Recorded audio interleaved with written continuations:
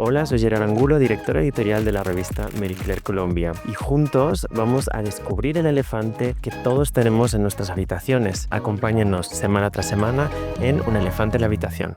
En este momento siento una urgencia tremenda de parar a respirar. ¿A quién le invierto mi tiempo? Cuando yo ya tengo tantas cosas que hacer.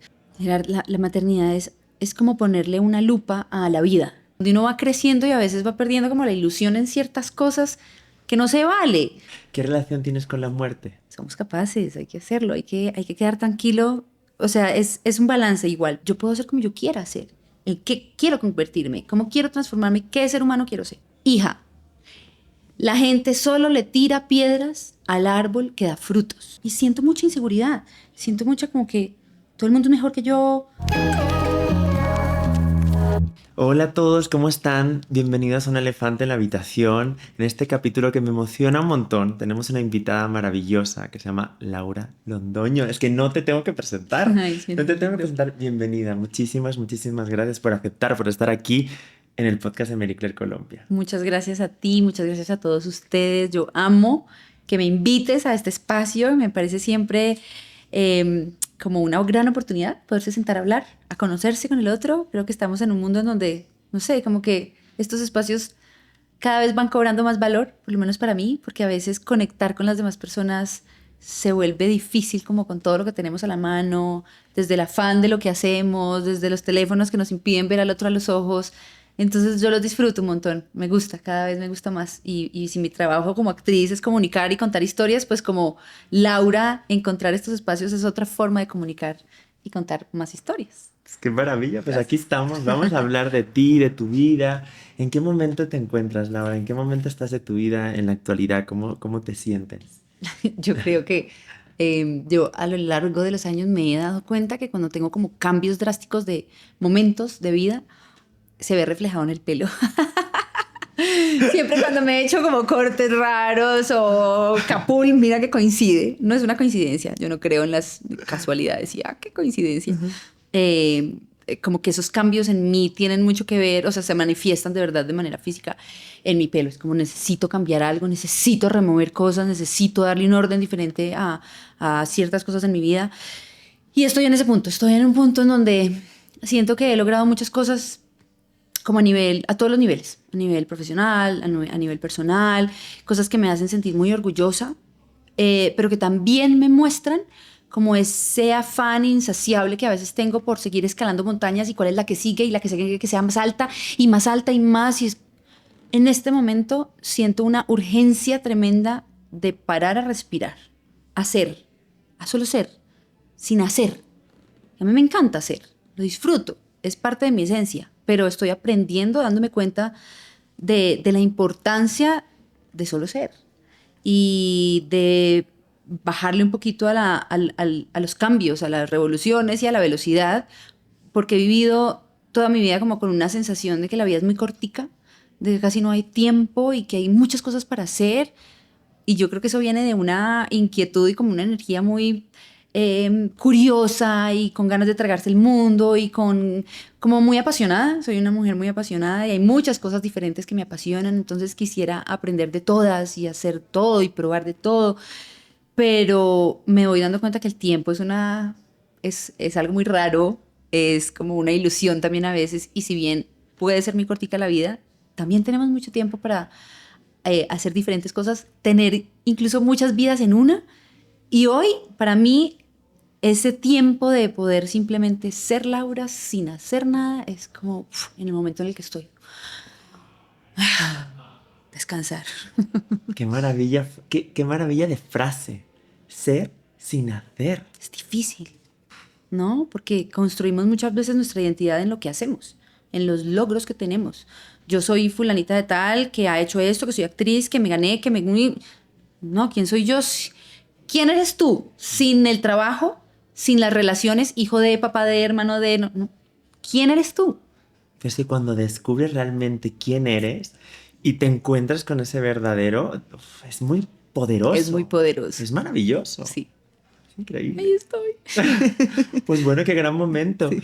Y por ejemplo, ahora que mencionabas como ser sin hacer, y también mencionabas mucho el remover, que estabas en un momento como de remover cosas que ya no servían, ¿no? Algo que que hayas quitado de tu vida, que ya no servía, que ya no te acomodaba, que ya no se acomodaba aquí dentro. Pues mira, yo me he dado cuenta que estoy como removiendo capas y tierra y cosas que se han puesto como encima de mi esencia, de quién soy yo en esencia. Y eso, y esas capas y ese polvito y esa tierrita a veces se manifiestan en cosas que hago, en situaciones o en relaciones, en la manera en que me relaciono con las personas que tengo alrededor. Inmediatamente eso se repercute, digamos, en mi círculo y en mi núcleo más cercano, en la manera que tengo de relacionarme con mi esposo, con mis hijas, con mi familia, con mis amigos. Estoy en un momento en donde me doy cuenta que yo creo que la maternidad, y creo que a todas las mujeres nos pasa, pero me ha puesto en un lugar de mucho poder como mujer, como ser humano. Es como que me siento ya en un punto en donde mis límites ya no son como, ay, bueno, de pronto, okay. No, es como que ya me encanta decir No. no. Y la gente se queda esperando pero ¿es un chiste o es un no porque puntos suspensivos? Y cuando yo ya soy capaz de decir no, punto final, la gente como que se siente desde afuera que eso también remueve un montón a la otra persona.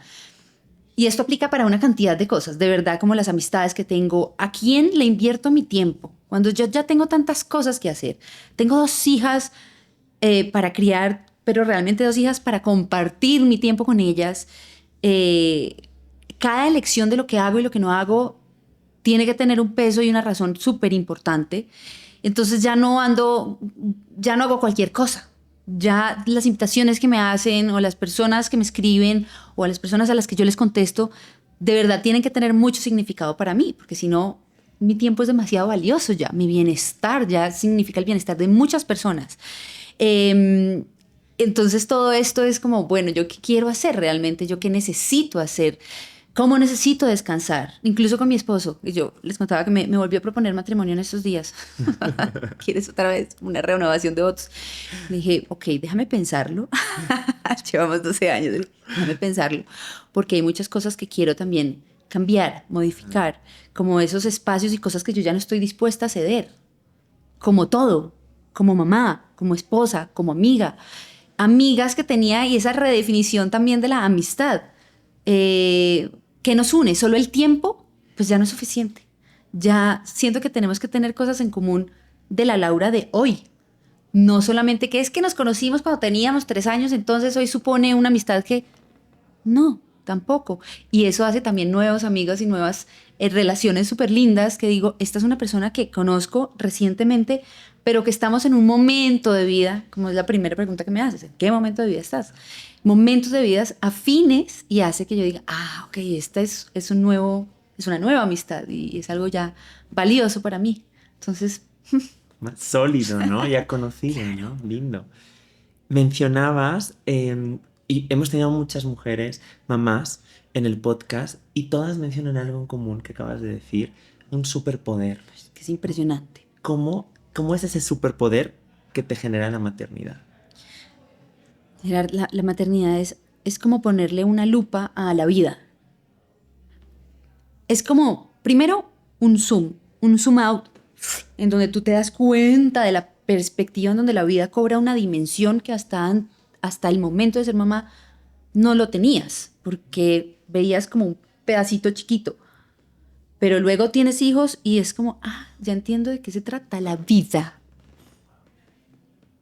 Y luego es esa lupa que tú le pones a todo en donde lo bueno es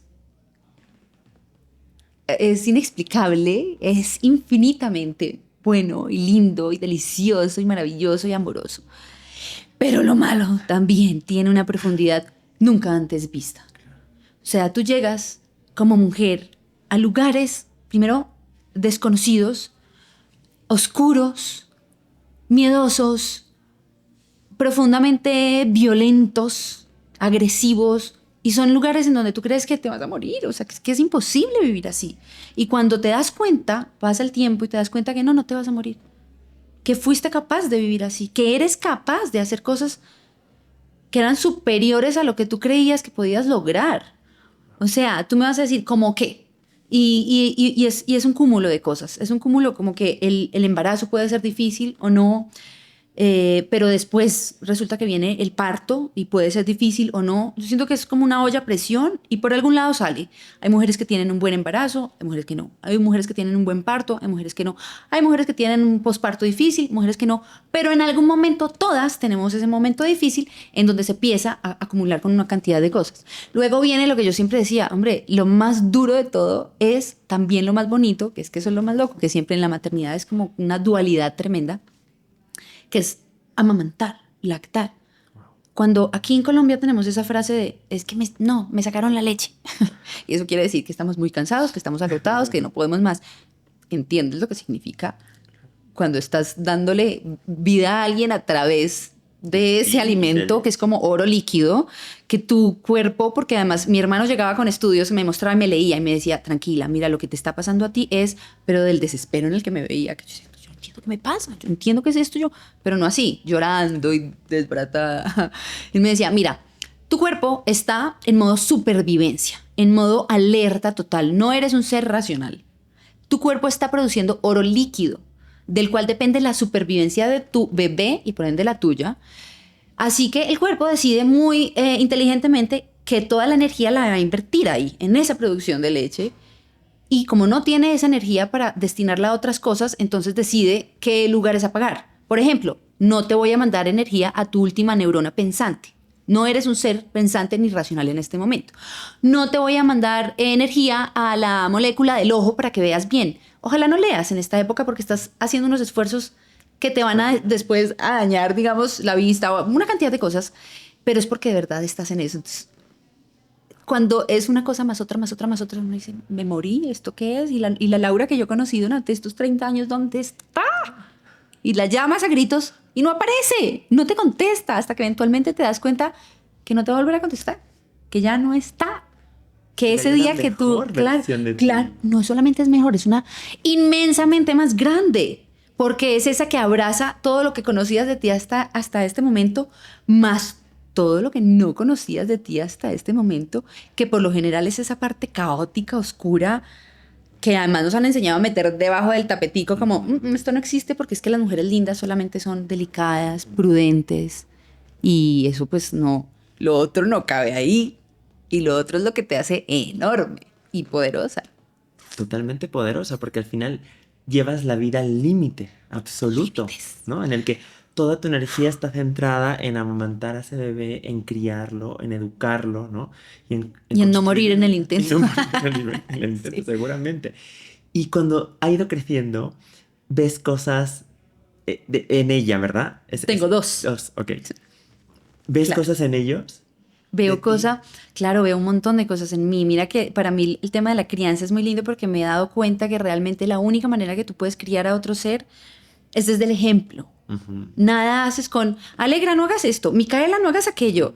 Si tú lo único que ves todo el tiempo es tu espejo y dices, Laura, no hagas esto, Laura, no hagas aquello, si no quieres que esto continúe, digamos. A mí me gusta vivir la vida de la manera más consciente posible y para mí la conciencia tiene todo que ver con echar para adentro, mirar hacia adentro. Y me escogió un oficio en la vida que me obliga a hacerlo todos los días. Cada vez que yo hago un personaje, cada vez que hago una escena, me toca echar hacia adentro a buscar todas esas herramientas que hay dentro de mí. Y eso requiere mucha valentía porque adentro hay un montón de cosas que escondemos, como el elefante escondido en la habitación, que ellas lo que están haciendo es mostrarnos todo el tiempo en qué tenemos que trabajar en nosotros. Y también es lindo como soltar esa idea de que tenemos tantas cosas por enseñarle a los niños, cuando en realidad en este viaje yo lo que he hecho es aprender de ellas, es nuevamente ponerme esos ojos, como las gafas de los ojos de niña, en donde uno va creciendo y a veces va perdiendo como la ilusión en ciertas cosas que no se vale. Si uno crece y va perdiendo la sonrisa, entonces lo único que está haciendo es envejecer. Pero si tú vas creciendo y va pasando el tiempo sin perder la sonrisa, lo que estás haciendo es madurar, que es muy lindo, es tomar más conciencia, pero ellas a mí me han ayudado a no perder la ilusión. Ahora mencionabas un viaje, ¿no? Me encantaría que nos fuéramos a un viaje, ¿no? Y que recuperáramos a esa Laurita chiquita, ¿no? De pequeña, y que me dijeras en tu jardín de la escuela, ¿no? Que a todos los oyentes pudieras describir cómo era ese jardín en la escuela, cómo estarías, si estarías jugando, qué estarías comiendo, cuál era el lonchecito que te preparaba tus papás, cómo fue esa infancia. Esa Ana Laura? infancia fue en Medellín, en un colegio que quiero muchísimo. Me acuerdo además sí, del jardín, de antes de entrar a primero, en el Colegio Isolda Chavarría. Eh, una Laura de Capul, con un diente roto por un bombombún. Un día mordiendo un bombombún y me despiqué el diente. Eh, Me acuerdo un día que había una cucaracha muerta y alguien me dijo, estaba patas arriba, y alguien me dijo, la cucaracha está muerta. Me acuerdo que ese fue el primer momento en que yo entendí, o me hablaron de la muerte, o como que yo entendí que es que ya no se iba a mover más la cucaracha. Eso me quedó marcado como, y tendría 5 años, 4. Me acuerdo mucho de eso. Me acuerdo también de que el descanso, el recreo se acababa no porque sonaba la campana, no porque era hora de entrar a clase, sino porque en el colegio nos hablaban siempre. Es un colegio que yo hoy digo que era muy hippie y me encanta, porque era muy espiritual realmente. Entonces el descanso se acabó porque ahora los árboles y el pasto tienen que descansar. Los han pisado mucho, entonces ahora ellos tienen que descansar. Qué lujo. Teníamos todos una planta, teníamos que llevar una matica cada uno y cuidarla. Entonces nos correspondía, era nuestra tarea saber que tanta luz, porque era luz, eran 4 cosas lo que necesitaba, o 5. Luz, aire, agua y cariño. Teníamos que hablarle a las plantas. Y eso la verdad es algo que a mí me generó como una conciencia desde muy chiquita de que el árbol está vivo, el pasto está vivo, la planta está viva, los animales son seres, ¿no? Como que hay que cuidarlos. Wow. Me llevaste a ese jardín, me llevaste, me encantó. ¿Qué relación tienes con la muerte? Ay, pues mira, también es una relación nueva desde la maternidad, porque yo creo que antes no había tenido mucho miedo de ella, pero ahora es algo que está ahí todo el tiempo como sentada a mi lado. Hola, ¿qué tal? ¿Cómo estás? Me da pánico, me da pánico hoy en día, o sea, me da pánico desde esa persona espiritual que soy, que tengo la certeza absoluta de que esto es un estuche, que tenemos que cuidar un montón porque nos permite la experiencia en este plano en donde nos vestimos divino, eh, pero es pasajero, porque porque no es solamente porque después de la muerte vaya a haber otra vida, es porque ya aquí somos mucho más que esto. Es como que siento que todos somos más allá del cuerpo que habitamos. Y en el momento en que nos morimos es como ese momento en donde cambiamos de estuche. Pero aún así, hoy ya siento como ese temor que antes no sentía.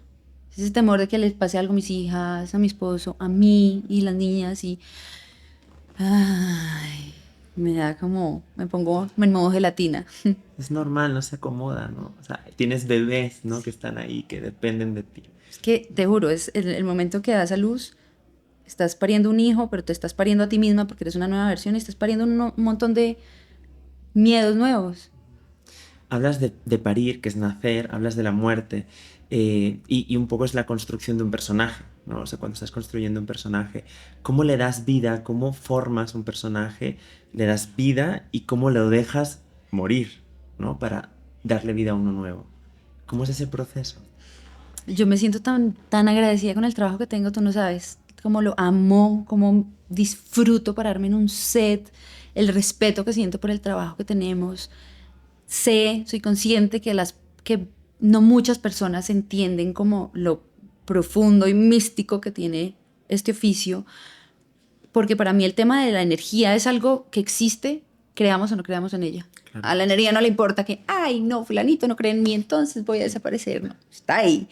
Pero cuando eres actor o eres actriz, estás jugando constantemente con esas energías, estás despertando esas energías en ti, o en el entorno, o cuando nos reunimos todos los actores a hacer una escena y la escena va de algo específico. Justo ayer terminé de grabar una serie maravillosa. Así que estoy en ese momento de dejar morir un personaje que amo y amaré, como amo a todos y cada uno de ellos. Y cuando me preguntan que cuál es mi personaje favorito, es muy difícil. Es como si me preguntaran cuál es mi hija favorita. Y son todos muy distintos, todos te llevan a un lugar y son como un peldaño de una gran escalera y uno te lleva al otro.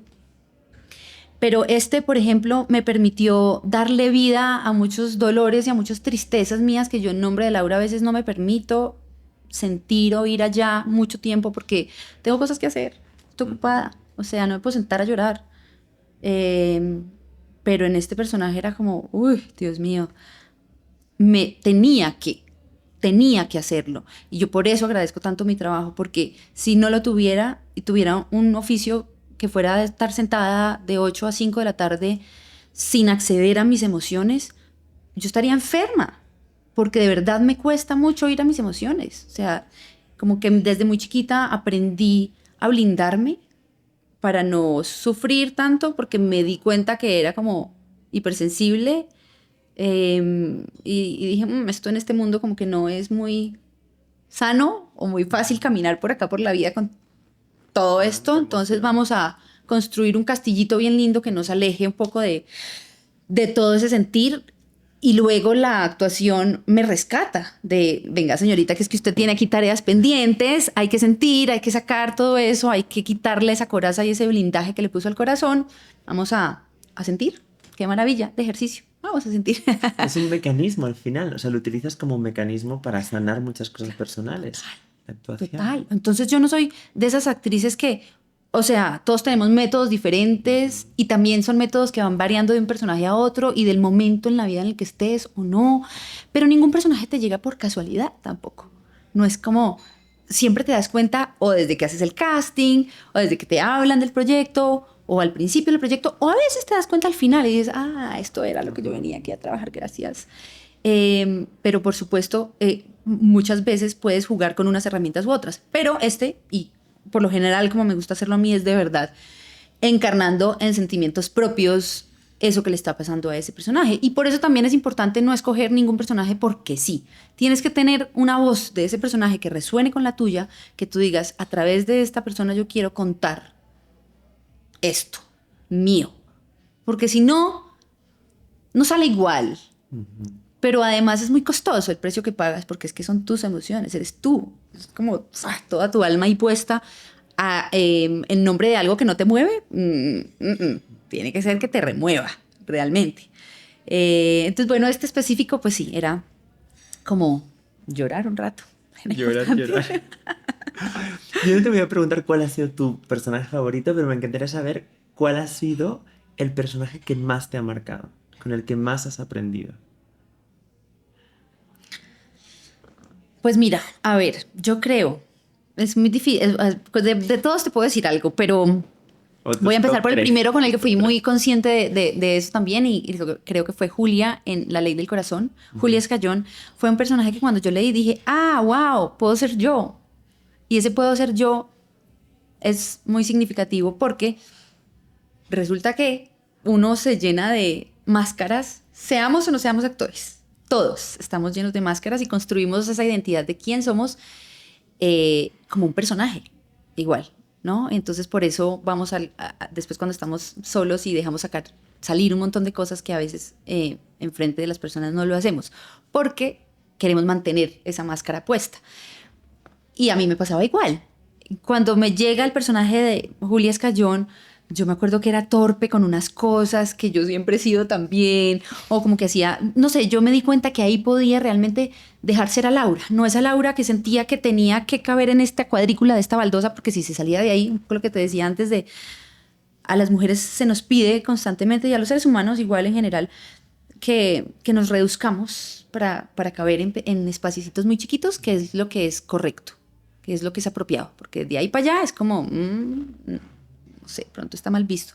Entonces ahí yo dije, ay, aquí puedo como ser toda esa torpeza, puedo ser inteligente en esto, pero absolutamente un desastre en estas otras cosas. Y fue como permitirme muchas cosas que no me había permitido hasta ese momento en nombre de un personaje. Entonces eso fue muy, me está saliendo una pinza, ¿viste? Estoy en drama hoy con mi Capul porque sí. Tuvimos drama. Hicimos hasta una técnica de cinturón. No, hubiéramos tomado una foto de eso. No funcionó mucho, pero aquí hay una pinza. Entonces yo creo que Julia fue como ese primero con el que fui consciente de eso. Pero hay muchos que me han regalado cosas espectaculares. Y lo primero que te viene a la cabeza cuando digo café con aroma de mujer. ¿Lo primero? Lo primero. Dios mío, expectativas, la palabra expectativa es tremenda. Cuando uno va, o sea, todos sabemos como, ay, tenía muchas expectativas de esta película y la fui a ver y tenía muchas expectativas de este hombre porque lo vi en una foto y lo vi en realidad las expectativas son súper miedosas. Y cuando yo empecé a hacer este proyecto, quiero decir, no había tocado el set, pero ya era yo y ya estaba estudiando y se empezó a generar un ruido de que se iba a hacer esta nueva versión y que Gaviota iba a ser esta actriz y Sebastián este otro. Me di cuenta yo del ruido. Me di cuenta yo de las expectativas. Me di cuenta de que había mucha gente hablando del tema, muchos hablando de entrada como, ay, pero ¿por qué ella? Ay, pero muy blanca. Ay, muy peli, lo que sea. Y yo dije, ok, ahora más que nunca tengo que acudir a mi técnica, que siempre ha sido como hacer una burbujita, en donde yo puedo estar en el mundo, incluso en un set. Tú estás en un set de grabación y no hay nada más estresante que un set de grabación. Hay muchas personas y a veces tienes que hacer escenas que pueden ser muy íntimas. No íntimas me refiero a escenas de sexo, sino íntimas de una emoción que te genera esa vulnerabilidad que es muy íntima en frente de tanta gente. Pues hay que construir esa burbujita de decir, bueno, me concentro en mí, en lo que estoy haciendo, en echar para adentro, aunque me estén mirando, me estén alambrando, me estén hablando, me estén diciendo, yo puedo convivir, pero al mismo tiempo estoy aquí adentro. Entonces ahí fue como, ay, yo más que nunca tengo que hoy armar esa burbuja fuerte, grande y respirar profundo. Y respirar profundo y confiar en mí y confiar en el trabajo que sé hacer y en el trabajo que me ha traído acá, que hace que hoy me escojan a mí como para interpretar ese personaje y no dudar de mí, que lo he hecho mucho tiempo, lo he hecho muchas veces. Hoy no voy a dudar. Así esté leyendo a muchas personas decir terrible ella, esto de ella, lo que sea de ella, o no solo de ella, sino de la versión. ¿Cómo van a hacer esa versión si eso fue maravilloso? Ya es imposible que lo hagan bien. Había muchos comentarios y eso me hizo a mí concentrarme, respirar y decir, voy a olvidar todas esas expectativas, pero fue un gran aprendizaje café desde antes de pisar el set, por esa razón. Es que el juicio es tan difícil. Es tremendo. Es tremendo. Pero también es un gran, o sea, te entrena. Claro, porque te empuja a habitar en él y ser mejor. A habitarlo, no es como, ay, no, la gente está diciendo de mí. Pues, no sé, puede caer uno fácilmente en eso, pero cuando dices, esto me va a impulsar a yo puedo, yo soy capaz y lo voy a hacer. Y lo hiciste. Y lo hice. Y lo hiciste muy bien, ¿no? Muy bien. Yo la vi y me encantó. Divina. Amé, me encantó. ¿Y cuál ha sido como la enseñanza, o sea, de ese personaje, como hacia el final? Esa, o sea, yo puedo, soy capaz, no estoy sola, porque también era ver a mis compañeros, estábamos todos en lo mismo. Los directores estaban en la misma posición. Los actores estábamos todos con ese mismo reto. Era como darnos las manos, ¿no? Y hacer equipo y echar para adelante y tener un objetivo muy claro, pero desde ese nivel individual, por supuesto, era yo soy capaz, yo puedo, y eso también repercutía en el nivel de, por ejemplo, en el tema del canto. Yo inicialmente cuando me llamaron y me preguntaron si me interesaba el proyecto, yo dije, sí, mucho, gracias, qué honor. Me preguntaron inmediatamente después como, ¿tendrías que cantar? ¿Te le mides? Y yo, sí, claro, por supuesto. Después colgué y dije, yo porque dije así tan a la ligera que sí. Y luego empieza todo ese proceso en donde me dicen que sí, que quedé. Y después me dicen, mira, tienes reunión con la directora musical para que empieces a trabajar con ella. Yo fui emocionadísima a ese primer encuentro para trabajar con ella y me di cuenta que no era ningún trabajar con ella. Yo llegué a un casting para el cual además ni siquiera estaba preparada. No solo porque no sabía que iba a un casting, sino porque de verdad yo ni me sabía las canciones, ni me había entrenado. O sea, no estaba preparada desde ningún lado. Y eso fue tremendo porque hice el peor casting de mi vida. Me llamaron y me dijeron efectivamente que no iba a cantar, que iba a doblar. Fue un baldado de agua fría porque yo ya me había montado en el sí, vas a ser tú y vas a cantar. Y luego, mira, fue pasando el tiempo y las cosas como son. O sea, la vida te va poniendo pruebas también que son muy bonitas, que es lo que decía ahorita. O te echas a la pena de, ay, yo pobrecita. O, ¿qué hago con esto? ¿Cómo lo habito? Y cómo hago que esto me impulse. Y en últimas, terminé cantando yo. Pero después de mucho trabajo, de muchas taras y muchas, digamos, de ese primer, no vas a cantar. Claro, a la directora le pareció terrible lo que hice en esa audición a la que yo no iba a audicionar. Y luego se viene una pandemia, ella me manda la voz, ya tenían la voz de la cantante que querían que yo doblara, me pareció terrible. Pues no me pareció terrible la voz, sino empataba contigo. como esa sensación de tener que cantar encima de la voz de ella. Yo la sufrí un montón, tenía que hacer un video como haciendo el lip sync. Y entonces ahí yo dije, listo, yo hago el video, pero pásame la pista, yo vuelvo y hago el... Quiero intentarlo una vez más, es que tengo una espinita adentro, hay algo que me dice que lo intente otra vez. Y ella me decía como, no, es que me da angustia contigo, que te vuelvan a decir que no. Y yo, no te preocupes, no te preocupes. Cuando yo quede tranquila con mi trabajo, me aguanto el no. Pero hoy ese no me da muy duro porque no estoy tranquila con mi trabajo, porque siento que, claro, no preparé esa audición. Que podías dar. Claro. Y bueno, efectivamente, lo hice y salió bien y terminé cantando yo. Me dijeron, sí, no hay que doblar, perfecto. Y fue como, en últimas, de verdad, al final de este proyecto es ese, somos capaces, hay que hacerlo, hay que quedar tranquilo. O sea, es un balance igual, porque muchas veces de verdad te tienes que aguantar el no en la vida. Es como hacer todo lo que esté en mis manos, al 100%, al 200% si puedo. Y luego soltar, porque no está todo en mis manos. Pero en este caso lo que estaba en mis manos todavía no estaba completo y por eso quedaba yo como con ese sinsabor. Y afortunadamente cuando lo terminé de hacer bien y quedé satisfecha, ya me dijeron del otro lado que también, que es la vida, porque eres tú siempre en una co-creación, digamos, de tú y la vida. Eres perseverante totalmente. Muy perseverante. Muy. Aquí a veces la gente, yo creo que en esta carrera que es como tan visible, a veces la gente creerá que, ay, seguro iba caminando por la calle y la vieron y dijeron, ay, tan linda, vamos a escogerla para esto. Y realmente lo que están viendo ustedes es la punta del iceberg. Pero ¿cuánto trabajo debajo del agua? Aguantando la respiración. Mucho. Y me imagino que todos esos nos que habrán habido en la carrera y en esta posición en la que te encuentras más de super mamá, ¿cómo ha sido un no después de ser mamá? ¿Ha sido percibido de una manera distinta desde la actuación? Pues sí, porque es que ya nada es tan importante. O sea, pero eso también te permite, te da como una libertad para jugar aún más y disfrutarlo aún más, que para mí es maravilloso porque yo siempre he sido como muy rigurosa, muy perseverante y muy disciplinada y eso es muy bueno y me ha permitido lograr cosas que son increíbles y que agradezco, pero también a veces le quitan disfrute a la vida, en mi caso. Entonces hoy que me encuentro en ese lugar donde voy y lo doy todo y quiero hacerlo, lo doy todo porque quiero hacerlo, si me dicen que no, es como, bueno, gracias. Sé que vienen otras cosas y a lo mejor esto no hacía parte de mi camino. Pero no es que me siento así porque es que yo soy muy mala, porque es que de pronto es que fui muy... ya, yo qué sé, uno se da muy duro y piensa que todo es como uno. Hacia uno. Exacto. Y ya hoy es no, es la vida y son más cosas y hay otras cosas que son como mucho más relevantes o más importantes que me mantienen a mí como con el foco en, no sé, en la gratitud, en el disfrutar, en que lo que venga sea maravilloso y lo que no viene, pues... Gracias, me hubiera gustado, pero está bien, está bien. Hablabas antes de las expectativas, ¿no? Y siento que es una industria que genera expectativas muy fuertes, ¿no? En los actores, en las modelos en general, en todo. ¿Cómo has lidiado a lo largo de tu carrera con expectativas tan fuertes? ¿Qué relación tienes, por ejemplo, con tu cuerpo? ¿Cómo le hablas? ¿Cómo le atesoras a ese templo? Pues mira que literal le hablo.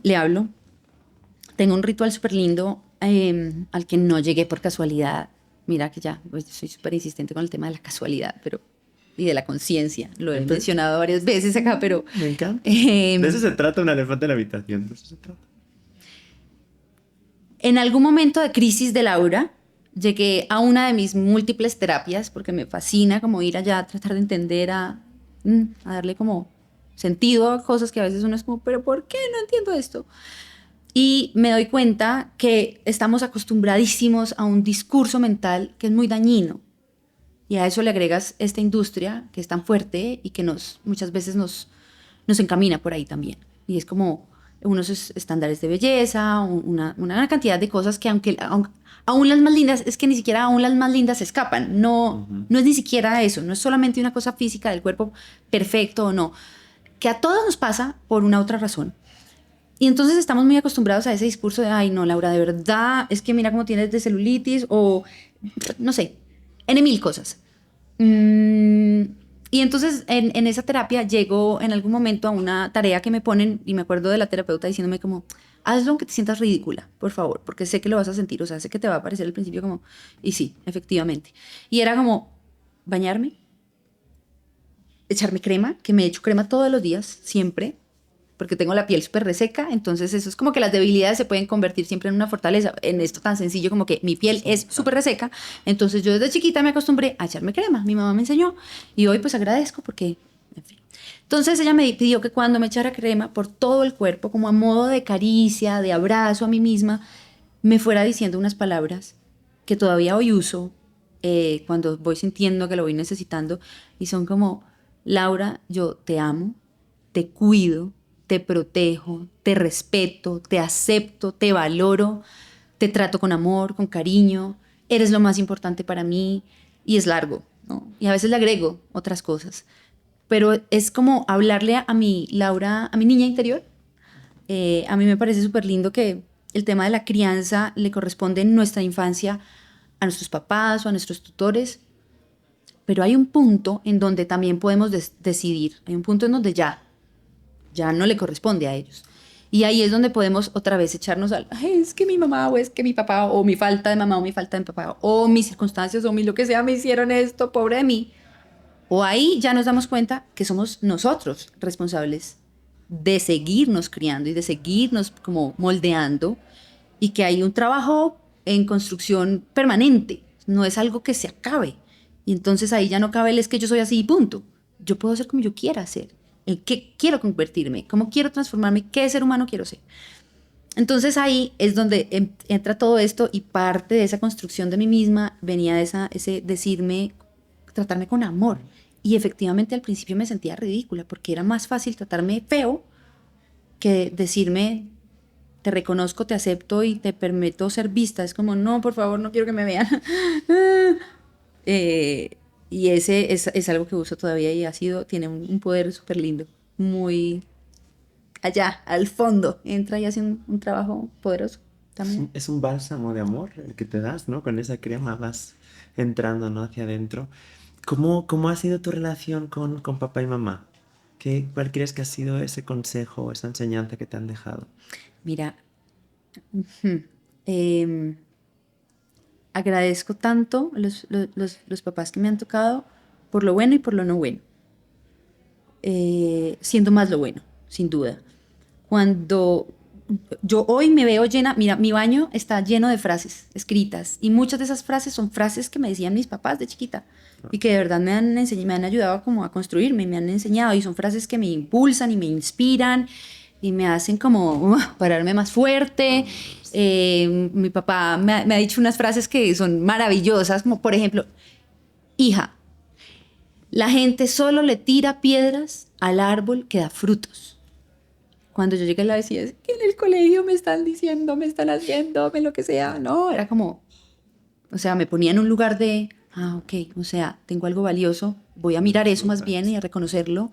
Entonces la gente solo le tira piedras al árbol que da frutos, hijo. Y algo que repetía y repetía constantemente. Otra frase, que esa la uso más en la Laura de hoy en día. Bueno se escribe con B de bobo. Y ese me ha parecido súper linda y súper puntual para el momento en el que estoy hoy en mi vida, que, por ejemplo, o sea, ha sido un gran aprendizaje para mí poner límites. Yo siempre he sido muy de, ay, bueno, sí, ay, ok, bueno, listo, ay, no sé. Y hoy esa Laura que te decía al principio de, pues no, ¿por qué no? Entonces es en nombre de, es que soy muy buena y cómo, qué va a pensar de mí y qué pena con el otro. Entonces uno se vuelve un bobo con uno mismo, pasando por encima de uno porque los demás, ay, porque no van a pensar que soy buena. No, no importa. Bueno se escribe con B de bobo. Lo que estás haciendo es ser boba porque estás permitiendo una cantidad de cosas que no debes permitir y que no están bien contigo. Entonces, así, digamos que tengo papás que son sabios, muy sabios.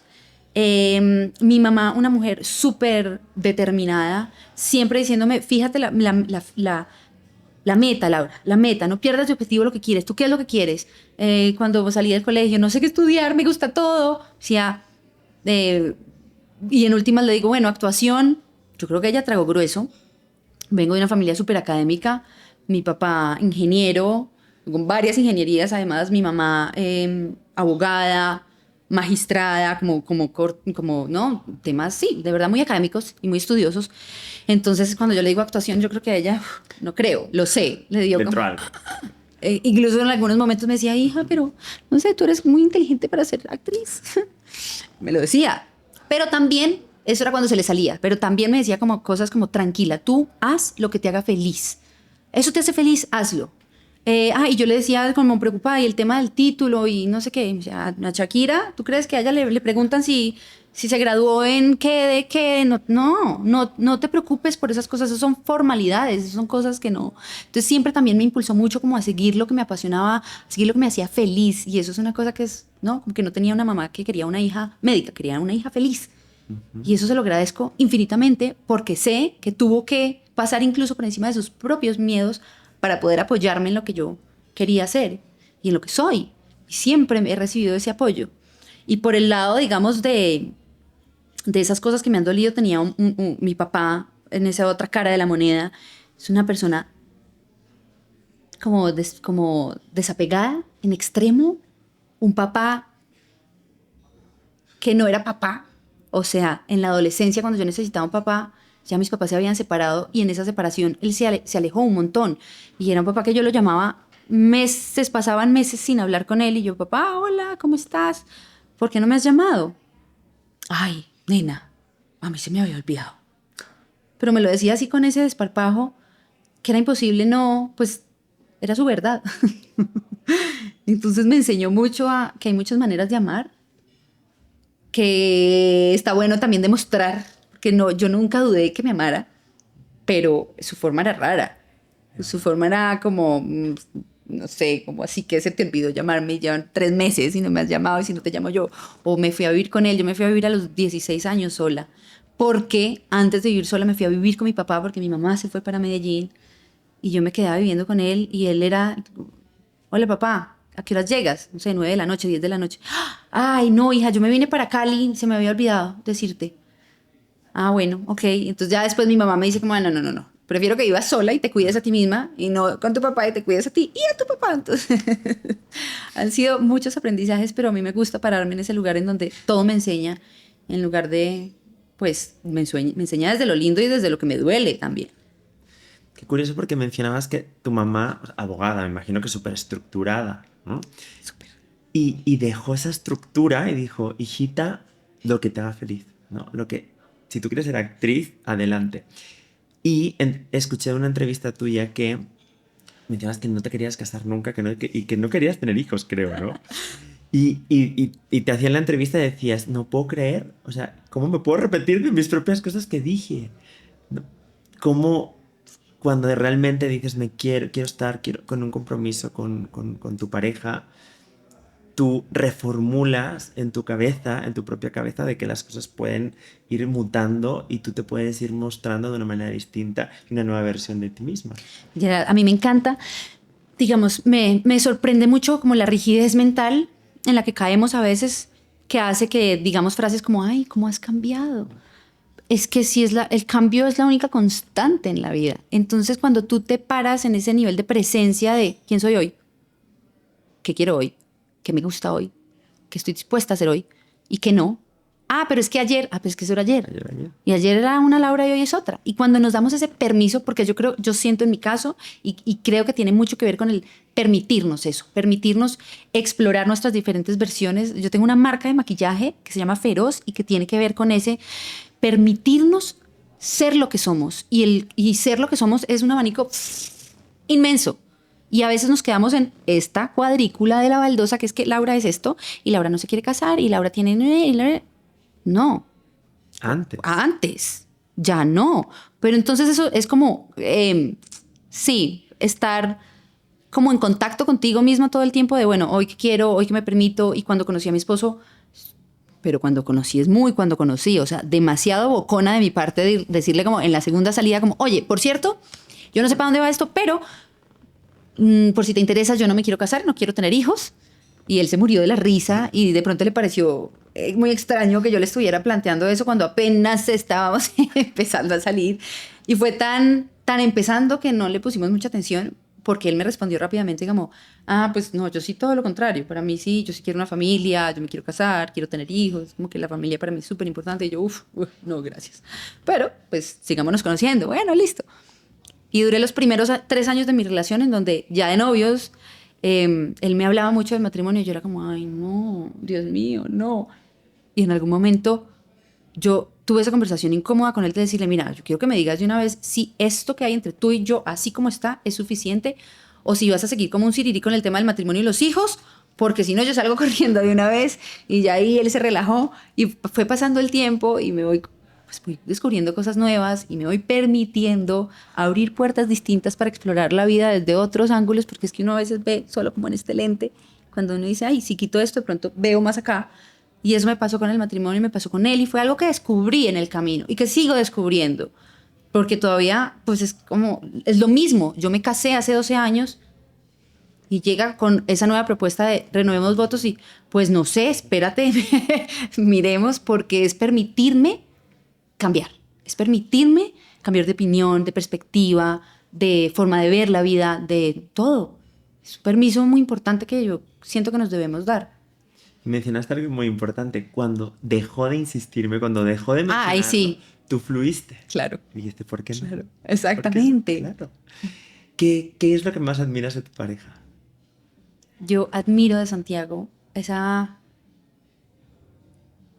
como esa capacidad de pararse a mi lado sin intentar que yo deje de volar, sin intentar que yo deje de brillar, para que eso le dé más seguridad a él. Yo sé que muchas cosas de las que yo hago en mi trabajo pueden hacerlo respirar profundo, y sin embargo lo hace. Y busca también para adentro cómo sentir esa seguridad suficiente para estar a mi lado con toda la presencia del mundo, acompañándome sin en ningún momento decirme como, oye, ¿será que dejas de...? Porque sabe que no lo haría además. Pero eso se lo agradezco y lo admiro porque es muy difícil. Siento que cada vez más, y espero que cada vez más, pero no es fácil encontrar hombres así, porque siento que atenta directamente contra la masculinidad que se ha construido, ¿no? Como socialmente, de lo que debe ser o no debe ser. Yo recuerdo muy rápidamente, o sea, como recién estábamos saliendo de novios, todavía hacían chistes sus amigos con respecto a, pero en la escena tal, que se dio beso con tal.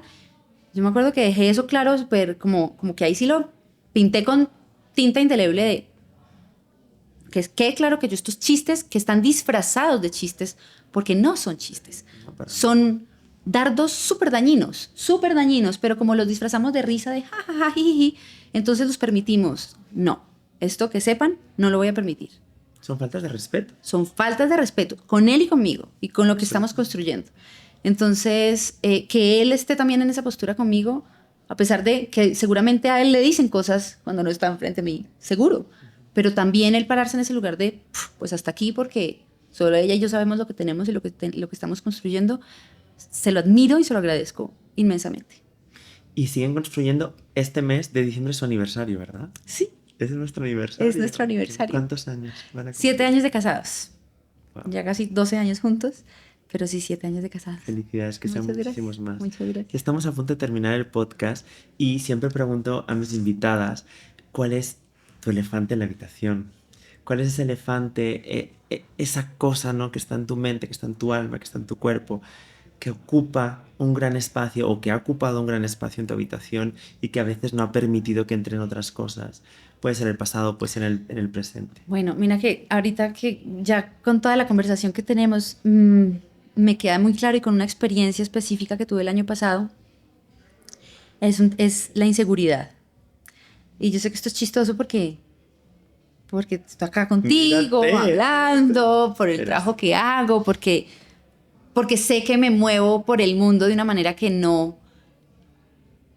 Es raro, porque no es que no parezca insegura, sino que además a veces no lo soy. Realmente he logrado conquistar una seguridad en mí misma, que es una seguridad de una persona que puede ir a cine sola, que es una seguridad de una persona que puede ir a un restaurante lleno de gente y de amigos y sola, pero es una seguridad que he construido mucho en soledad, en esa soledad de una verdadera inseguridad extrema. Extrema, que la vida es muy linda y nos manda todo lo que nos manda como maneras de curar todas estas cositas que tenemos que nos duelen. Y hoy tengo un oficio que me ha ayudado a curar eso, pero yo no nací así. El año pasado estuve me invitaron a participar en MasterChef Celebrity de España. Fue una experiencia impresionante vivirlo, hacerlo, ganármelo. Pero luego fue otra experiencia tremendamente reveladora para mí ver el programa. Porque yo veía una Laura y yo decía, ¿esta quién es? A ella no la iban a echar, ¿no? Yo viéndome como desde afuera. Yo a ella, a esa pelada le sale todo bien. Mira, se ríe, mira cómo baila. Ay, se ve súper segura. Y en realidad, mi realidad, cuando yo estaba haciendo el programa, era una realidad súper diferente. Y eso me impresionó mucho porque, pues, pocas veces tienes tú un regalo como estos de poderte percibir desde afuera y poder percibir lo que eres tú y decir, a ver, hagamos un comparativo y decir, hay una diferencia enorme. Y desde eso estoy como con la tarea, no quiero que haya un abismo tan grande entre la Laura que hay adentro y la Laura que hay afuera. La Laura que hay afuera es una Laura que tiene que ver con esos mecanismos de defensa que aprendí desde muy chiquita a construir para protegerme, porque todo me dolía, porque todo era como, yo no puedo estar con el corazón gigante en carne viva caminando por el mundo. Necesito cubrirlo, necesito ponerle algo que lo abrigue un poquito y entonces resulta que el abrigo se ha llenado de toda esta cosa que hace que yo me vea incluso sobrada. ¿Sabes? Como esas mujeres que uno dice como de pronto un poquito mucho. Y que causa a veces en otras personas como un, uy, yo ahora lo entiendo. Hoy viendo el programa yo decía, ahora entiendo por qué. Y echaba para atrás años, situaciones del pasado como de, ahora entiendo por qué dijeron de mí esto, ahora entiendo por qué fulanita creyó que yo tal, ahora entiendo por qué piensan que, ahora entiendo por qué la gente a veces no siente que sea fácil acceder a mí porque yo me retraigo un montón y pongo cara de dulzura porque igual quiero ser amable, pero me he dado cuenta que mi sonrisa también es una fachada para cubrir todo lo que hay adentro, que es como, ay, Dios mío, el mundo es muy difícil. El mundo, siento mucho y siento mucha inseguridad. Siento mucha como que todo el mundo es mejor que yo, como que siento que no soy suficiente, pero nuevamente esa sensación de no soy suficiente me ha hecho a mí, como se manifestó de manera tan clara en el programa, todo el mundo cocina mejor que yo, me va a echar en la próxima eliminación, ¿qué hago? Pues entrenar más, pues estudiar más y más. Y luego veía el programa y era como, ella porque sentía que le iban a echar mañana y que todo el mundo era mejor que ella, no es verdad. Es eso que yo lidio adentro, como esas batallas personales que nadie se da cuenta. Nadie no se imagina, es muy difícil ver porque me he vuelto muy hábil en esconder. Pero esa batalla, ¿no? O sea, la vida te regresó, pues que ganaste, ¿no? O sea, qué maravilla, ¿no? Y en un país que no es el tuyo, o sea, qué gran experiencia de Sí, vida. tremenda experiencia de vida, tal cual, por todo eso. Hasta aprendí a cocinar. Ya estamos cerrando el episodio y a todos mis invitados me encanta. Siento que hemos sido como un recorrido en tu jardín de vida, ¿no? Y me encantaría que nos llevaras a un jardín real. ¿Con quién estarías? ¿Con quién te irías? ¿Con quién estarías de la mano en ese jardín? ¿Qué olerías y qué música sonaría en ese jardín? Ay, a mí las flores son algo que me dan tanta felicidad. Parte de cómo me gané ese concurso de MasterChef fue presentando un plato de en un entrante que se llamaba Sopa de Flores, haciéndole honor a mi ciudad natal, Medellín, la ciudad de la eterna primavera. Entonces mira que las flores son algo muy importante para mí y hoy en día tengo un jardín, o sea, literal en mi casa me la paso sembrando y quienes me acompañan en esa siembra siempre son mis hijas. Antes era yo sola, tenía todos los domingos los destinaba a mis matas y hoy es un ritual que comparto con mis hijas. Entonces mi hija tiene guantes de jardinería, se ponen sus sombreritos y vemos cómo llevamos hijitos de una flor a otro lugar y van prendiendo y van floreciendo. La música puede cambiar, aunque me gusta mucho la música clásica. Tengo una flor encima del piano. Mis hijas están en clases de piano, yo también. Y les muestro cómo van floreciendo más esas flores que están encima del piano gracias a la música que reciben que las que no están encima del piano, vibrando con esa música que además les tocamos nosotras. Así que para mí mis hijas son mis compañeras en ese jardín, indiscutible. Qué maravilla, pues un jardín que florece Sí. con tus hijas y ahí sembrando nueva vida. Muchas, Sí. muchas Ay, gracias. Gerard, Laura. lindo, muchas Qué gracias a ti, hermoso. me encantó. Gracias, gracias. Muchas, ¿Y a muchas ustedes? gracias por abrir tu corazón. Gracias. Sí.